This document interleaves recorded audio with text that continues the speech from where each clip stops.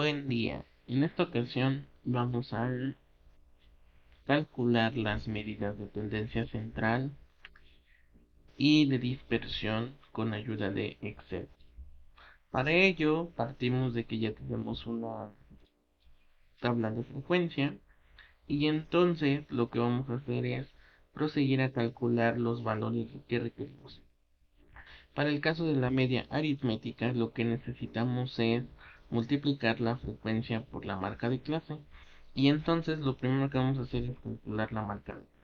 Para ello, en mi Excel voy a poner la fórmula que es sumar el límite inferior más el límite superior y eso dividirlo entre 2. Posteriormente, ya que tengo este resultado, arrastro la fórmula y ya tengo todas las marcas de clase. Por lo que, para realizar la multiplicación de la frecuencia con su respectiva marca de clase, lo que hay que hacer es multiplicarla aquí en el Excel, que simplemente es la frecuencia por la marca de clase y ya tenemos. Finalmente, mi fórmula me dice que tengo que sumar todos estos valores, ¿no?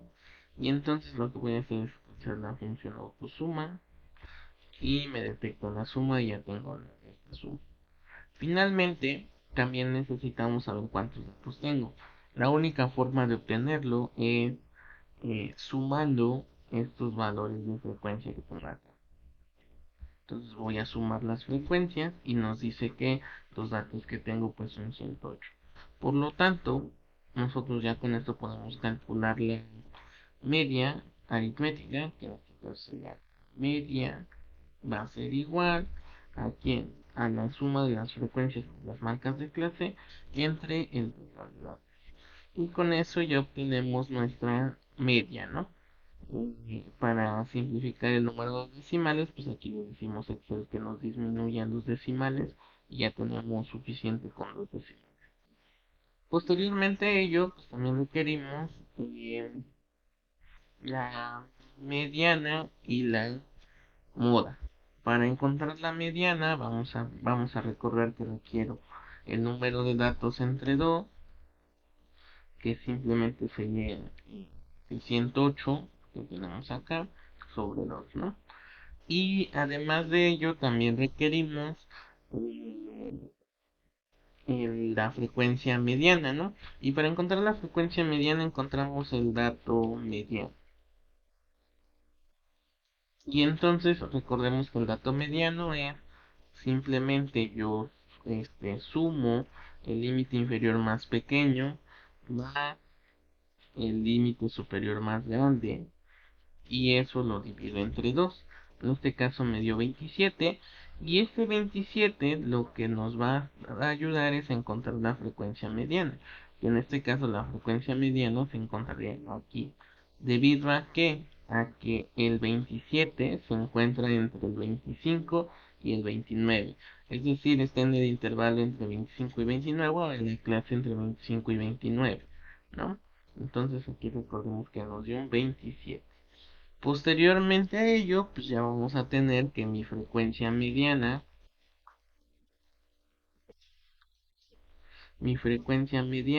me va a dar un valor que va a ser el 28, ¿no? El 28 es mi frecuencia mediana, ya que es la frecuencia que está en los intervalos. Luego de eso, ya tenemos la frecuencia mediana y recordemos que nos pide la suma de frecuencias anteriores, ¿sí? Y entonces las frecuencias anteriores a quién? Pues a la frecuencia mediana. Y entonces vamos a darle aquí suma y que sume. ¿Quién va a sumar? Estos tres números están justo antes de la frecuencia mediana. Damos enter y ya tenemos esto. Ahora, lo último que nos falta es el ancho de clase. Recordemos que el ancho de clase se hace restando la frecuencia, bueno, el límite superior, que en este caso sería el 29, menos el límite inferior, que es el 25, ¿no? Y nos dio un 4. Con este ya podemos encontrar nuestra mediana, y entonces vamos a tener lo siguiente. La mediana va a ser igual a ¿quién? al límite inferior, que en este caso sería el 25, más, y recordemos que abrimos un paréntesis para que empecemos a hacer la cuenta de la parte superior de la división, que en este caso sería el n entre 2 menos la suma de las frecuencias anteriores, cerramos el paréntesis, eso lo multiplicamos por el ancho de clase y posteriormente ese resultado lo dividimos entre nuestra frecuencia media. Le damos enter y ya nos da el valor, que igualmente lo reducimos y nos da un 26.57. Posteriormente podemos calcular la moda, y entonces para la moda recordemos que requerimos la frecuencia modal, que curiosamente recordemos que es la frecuencia más grande, y en este caso pues coincide, ¿no? La frecuencia más grande es el 28, entonces vamos a dejarlo como 28, y posteriormente también vamos a requerir lo que son los deltas, ¿no? Que son las diferencias que hay entre la frecuencia modal y la anterior y la frecuencia modal y la posterior. Entonces vamos a considerar primero el delta 1, que sería el 28 menos el 23, ¿no? Y el delta 2, que va a ser igual al 28 menos el 19. Y entonces ya tenemos aquí nuestra cuenta. Y finalmente recordemos que ya hay un valor de ancho de clase, ¿no? Que es el 4, sigue siendo exactamente el mismo, y el límite inferior también sigue siendo el mismo, que es el 25, ¿no? Entonces recordemos que de nuestra fórmula de moda nos dice lo siguiente: es el límite inferior, que en este caso es el 25, más, abrimos el paréntesis, y vamos a tener el delta 1, y vamos a multiplicarlo de una vez por el ancho de clase, y eso lo vamos a dividir entre, abrimos paréntesis, la suma del delta 1 más el delta 2, cerramos paréntesis y le damos enter. Y ya tenemos aquí nuestra moda. Igual reducimos los decimales, y si nos damos cuenta, como son las tres medidas de tendencia central principales, pues entonces van a tener un valor muy similar, ¿no? Que en este caso las tres rondan en 26.5, un poquito más arriba, ¿no? Posteriormente nos falta calcular las medidas de dispersión, y para calcular las medidas de dispersión recordemos que son principalmente lo que son la varianza y la desviación estándar, y entonces lo que corresponde aquí es hacer el cálculo, y recordemos que uno de los primeros pasos es hacer la diferencia entre la media y la desviación estándar. Digo, la media y la marca de clase. Entonces vamos a hacer ese paso. Primero vamos a restar de la media, vamos a restar la marca de clase, y entonces vamos a declarar en Excel el valor como tal de la media, que es el 26.68, y le vamos a restar la marca de clase. En este caso sí vamos a tomar la de la celda y le vamos a dar. Posteriormente a eso, vamos a poder arrastrar la fórmula y ya tenemos los valores. Noten que, como se espera, hay valores positivos y hay valores negativos. Posteriormente vamos a dar aquí ese valor, recordemos que lo tenemos que elevar al cuadrado, ¿no? Entonces vamos a ponerle aquí cuadrado para que sepamos que es la multiplicación al cuadrado, y entonces vamos a poner y como es multiplicar al cuadrado, multiplicar por sí mismo, pues lo voy a multiplicar de nuevo por él, y arrastramos nuestra forma y ya tenemos los datos al cuadrado. Luego necesitamos multiplicar ese cuadrado por la frecuencia,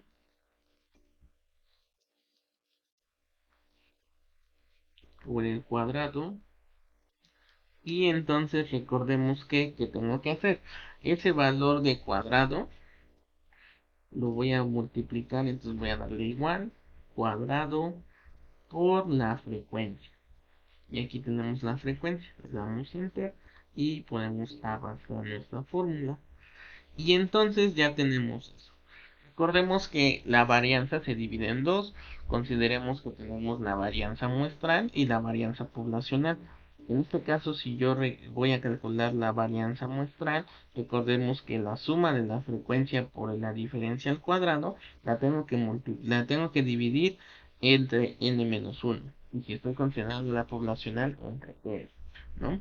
En este caso vamos a considerar la muestra y entonces lo que voy a hacer es lo siguiente. Primero voy a sumar todos los valores y ya tengo los valores sumados. Ahora que tengo los valores sumados, lo que voy a hacer es este valor lo voy a dividir entre el total que es 108 menos 1, ¿no? Porque es la varianza muestra.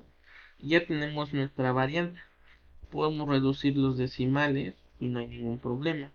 Y entonces aquí vamos a poner varianza para que recordemos que esta es la varianza. Vamos a colorearlo para que lo tengamos presente. Y posteriormente a ello le piden la desviación, ¿no? La desviación estándar. Y recordemos que la desviación estándar simplemente es la raíz de la varianza, ¿no? Utilizamos la función raíz y seleccionamos aquí el número y ya tenemos la desviación estándar. Tenemos que nuestra desviación estándar es de 7.77. Y con ello ya concluimos las tres medidas de tendencia central y las dos medidas de dispersión. Entonces, el proyecto nos pide agregar la gráfica y el polígono de frecuencias y entonces vamos a insertar nuestro polígono y para ello lo más fácil es primero seleccionar los datos que en este caso van a ser las frecuencias y vamos a seleccionar el gráfico de líneas y vamos a tener lo siguiente. Tenemos el gráfico de líneas y aquí lo que hay que modificar es la parte del eje X, ¿no? En el eje X recordemos que el polígono de frecuencias lleva como tal un valor muy importante que es eh, la marca de clase. Entonces vamos a seleccionar los datos y aquí le vamos a dar en editar esta parte y vamos a seleccionar las marcas de clase.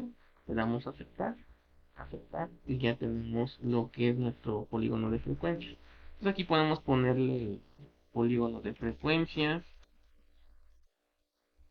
y el tema que corresponda. En este caso no me acuerdo el tema que corresponde a esta tabla, por lo cual voy a dejar aquí como polígono de frecuencia.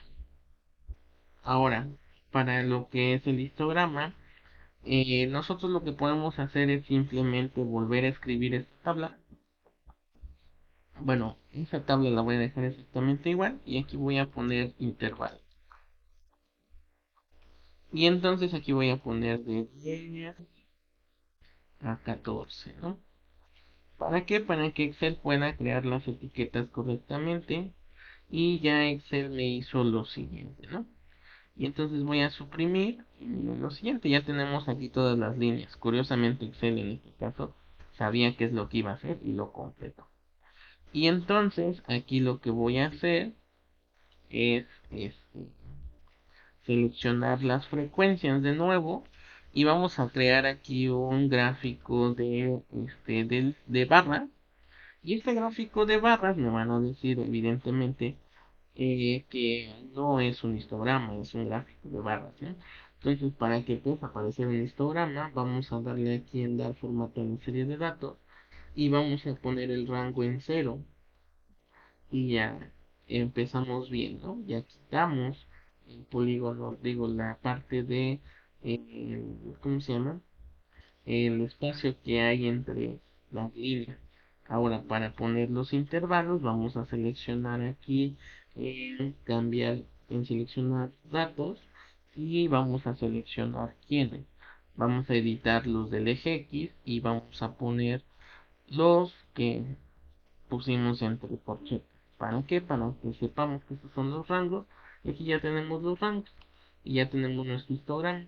Si nosotros queremos editar colores, etcétera, etcétera, pues ya nos vamos a diseño gráfico. Y aquí cambiar colores, etcétera, etcétera. Y ya nosotros podemos agregar esa parte, ¿no? Entonces aquí en el título de gráfico podemos poner lo que es el título de gráfico, que sería un histograma.